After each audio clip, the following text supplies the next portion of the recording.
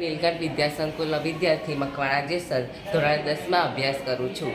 અમારા વિષય સામાજિક વિજ્ઞાનમાં પાઠ 2 ભારતનો સાંસ્કૃતિક વારસો પરંપરાઓ હસ્તકલા અને લલિત કલામાં ચિત્રકલા વિશે મેં ભારતની ઘણી બધી ચિત્રકળાઓને આ પેપર ડીશ પર મેં ઉતારી છે. ભારતમાં ઘણી બધી ચિત્રકળાઓ છે. ભારતમાં જેટલા રાજ્ય નથી તેટલી ચિત્રકળાઓ છે.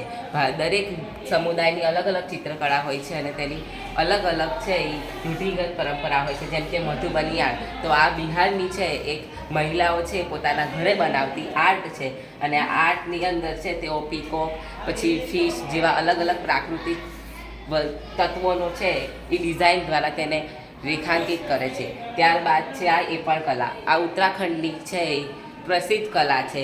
લગ્ન પ્રસંગો અને તહેવારોની અંદર આવા ચિત્રો છે એ ઘેરું અને ચોખાના લોટથી બનાવવામાં આવે છે. તેમની અંદર લક્ષ્મી માતાજીના પગલાં, કમળ જેવી વિવિધ વસ્તુઓ બનાવવામાં આવે છે અને આ એક શુભતાનું પ્રતીક છે.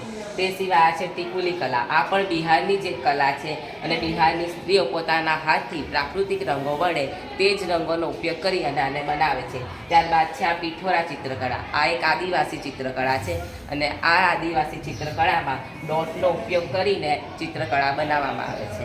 તે પછી છે આ કોલમ ચિત્રકળા, આ ચિત્રકળા કર્ણાટકની ચિત્રકળા છે જેની અંદર ચોખાનો ઉપયોગ કરી અને જેમ આપણે રંગોળી બનાવીએ ને તેવી રીતે રંગોળી બનાવવામાં આવે છે. આ શુભતાનું પ્રતીક છે અને આ સમૃદ્ધિ લાવે છે એવું માનવામાં આવે છે.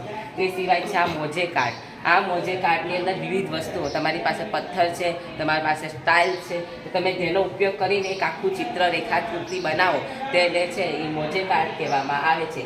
તે સિવાય છે આ પટ્ટચિત્ર, આ પટ્ટચિત્રની અંદર જગન્નાથ અને શ્રી કૃષ્ણની રાસલીલાઓ અને વગેરે વસ્તુ દર્શાવવામાં આવે છે. કૃષ્ણ ભક્તિ સાથે તેને જોડવામાં આવે છે અને બિહાર અને ઓડિશા અને પશ્ચિમ બંગાળના જે બોર્ડર આગળ રહેતા લોકો છે તે તેને બનાવે છે.